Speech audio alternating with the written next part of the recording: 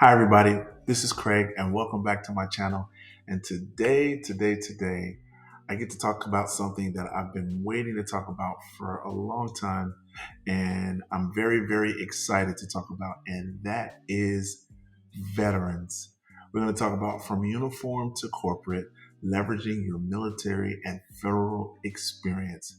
This is particularly close to my heart because, as some of you know from watching my channel, I am a veteran of the United States Navy, and I know that veterans of all stripes, of all races, ethnicities, backgrounds, genders, they all took that oath to serve and they bore up arms for our country. And then when they put those arms down, they continue to be civil servants in the federal government to continue their service beyond the military. And so I want to take this opportunity before we even start this video, and I'll also do it at the end, to thank all of our veterans for the service that you've given to a great country. And I'm one of you. You are my brothers and my sisters. And I'm really excited to do this video, and I hope and pray that this video will be a blessing to you and it will help you in your future endeavors, no matter what it is that you've decided to do. Transitioning from federal service or looking to leverage your unique skills in the private sector is hugely important for veterans, particularly in the season in which we live, where now these things are happening to Fed employees, and particularly for veterans, because a lot of times veterans who serve in the armed forces, they look forward to, after retiring or after separating from the armed services, still working under that structure of what could be considered a government or military environment and providing the excellence of service that is at the same level or greater than the excellence of service because of the maturity level now, because of the experience level that they had when they wore the uniform. And so now I want to make this video to help you be able to transition into what you feel passionate about, what you believe that you can really add, where you believe you can really add value in the private sector, or maybe even in starting your business. Okay, we're going to explore how your military and federal experience, either individually or combined, like for example, the strategic focus of the U.S. Navy or Army or Air Force or Marines translates directly into valuable assets for any organization. I didn't forget about the Coast Guard too. Coast Guard's in there. Space Force, we love you all too. And so we want to learn. You want to learn how to apply a balanced scorecard approach, understand critical success factors, and showcase your leadership, ability, and dedication. So, without further ado, let's get into the video. All right. Now, the first thing we want to understand, is we want to bridge the gap. All right. Transitioning from military and federal service can seem daunting, but your unique skills are incredibly valuable in the private sector. Today, we're going to show you how to leverage those skills to experience and achieve success. Let's talk about understanding military strategic thinking, which is something, if you're a veteran, you already know, no matter what designator or no matter what job or military occupational specialty or what rating or job that you did in the military, you understand some modicum of military strategic thinking. Military organizations like the Navy operate with clear mission and strategic focus. This approach translates directly to corporate environments. You understand planning, you understand execution, you understand achieving objectives under pressure. I want you to remember that. I'll repeat it again: planning, execution, and achieving objectives under pressure. Let's take a really quick and brief look at the balanced scorecard approach. The balanced scorecard, as seen in this example, is a powerful tool. It focuses on financial, customer, and internal processes. It also focuses on learning and growth factors.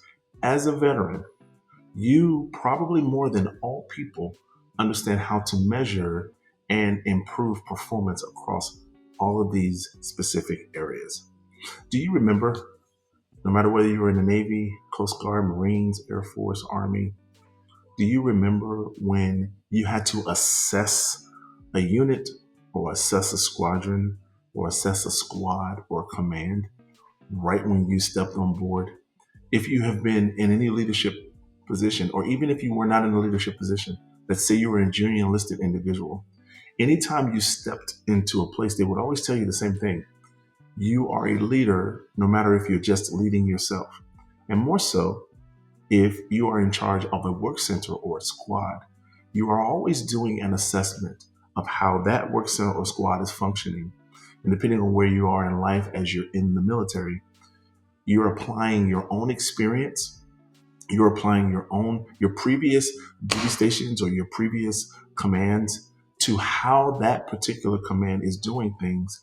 And you're taking the best and you're doing a balanced scorecard approach to make sure that that infiltrates and that applies across the whole spectrum of what you do in that particular division.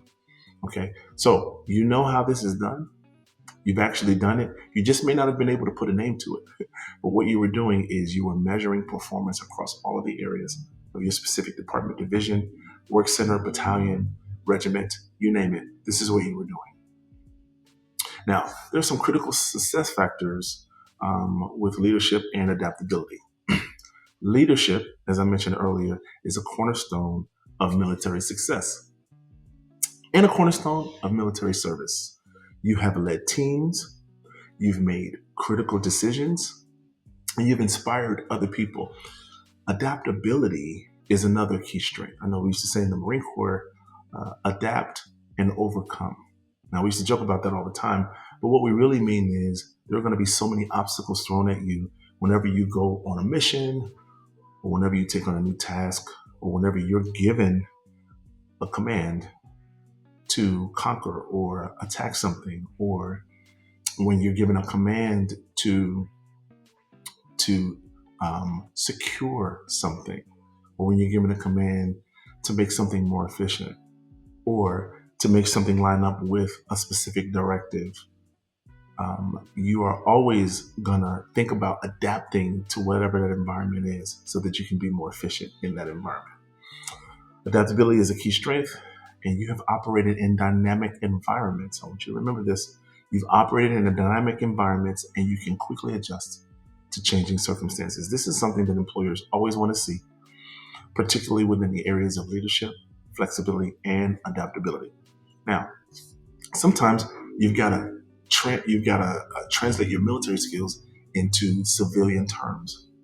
Some of this, if you worked in the federal government, you've kind of already done this, because what you'll find is that the federal government kind of parallels private sector and private government oftentimes that parallels some of those things parallel. So you've kind of already done it, and you've kind of already been used to translating military skills into civilian skills. Okay, so it's crucial to translate your military experiences into civilian language. Logistics, for example, becomes supply chain management. Supply chain management is used by companies all over the world. Operations becomes project management. Okay, project management is something that everybody uses. Okay, and you want to highlight your skills in areas like leadership, teamwork, and problem solving. All right. You also want to think about things like judgment and initiative. Okay. These are all things that you have to use in the military. You just need to translate that language over into civilian language. And that way they'll know what you're talking about and you'll understand some of the nuances and differences and the impact that it makes in the private sector. Now, you want to leverage federal work experience. We talked about sort of translating and leveraging your military work experience, but you also have additional experiences as being a federal government employee that really stack on and add to your military experience. So your federal work experience adds another layer of value. You understand government regulations, compliance, and project management. These are all highly sought after skills in the private sector. With your military background, you can combine this with your military background for a powerful resume. All right. Um, Now, safety. Let's look at specific things um, like safety and um, quality control and competence and non-competence. Okay, so safety, quality, and competence are non-negotiable in both military and civilian environments. You understand the importance of following protocol, ensuring quality, and maintaining high standards. Okay, these are all things that you've always had to do in the military. I remember I started my naval career as a cook, and one of the first things they told us is no matter what you're doing, no matter what kind of day you've had, when you come into the galley, you got to make sure that it's clean top to bottom. You got to make sure that the area that you're operating in is a clean area. And whenever you shut down the galley, you got to make sure that it's completely clean in all areas. Okay. These are things with regard to safety, quality, and competence that you already know and that you have already done. You simply want to take those things and apply them to whatever you're doing in the private sector, whether that's with other companies. Another example I'll give you is if you've worked in aviation squadron in the Navy, and you understand what fog walk downs are, you understand what airplane safety is and the importance of that. You understand cleanliness and the importance of making sure that the 3M maintenance and the tool and the tool shop, making sure all of that is held accountable, and how important it would be or how tragic it would be if someone lost at least one tool and how much that would affect flight operations. It's the same thing if you go to a company like Boeing or Lockheed Martin, or if you work for Delta Airlines or any of the private commercial companies or any of the military BDS commercial companies, right? Or defense contractors, right? All of it is the same. And it applies across the board because safety, quality, and quality control measures and training programs all translate over to the civilian sector. All right, I want you to remember something. Your military and federal experience is a powerful asset. Start networking, translate your skills, and showcase your value. I want to tell you that you got this, and I want to take another opportunity to thank you so much for your service. Listen, this is Craig signing off. I know that you have everything you need to be everything you need to be, whether that's doing something you've done before or starting a new path, charting a new path to do something different. This is going to be the last video in the series that I'm doing on this OPM Federal Worker Transition Government Workforce Initiative. I believe that I've given enough information across all the videos that I hope will be helpful. And specifically this video, I hope will be helpful to veterans. And I'm also going to make sure that I provide additional information. I want you to go to my website. I want you to request information. I'll have all that information and all of those things for you down at the bottom of this video description. This has been fun. This has been insightful for me. The research that I've done for this to be able to help veterans and to help their families adjust in this critical time of transitioning into new work, into uncharted territory for federal workers and employees has been really, really special for me. And I hope you all have enjoyed this as much as I have. All right, I want to say take care.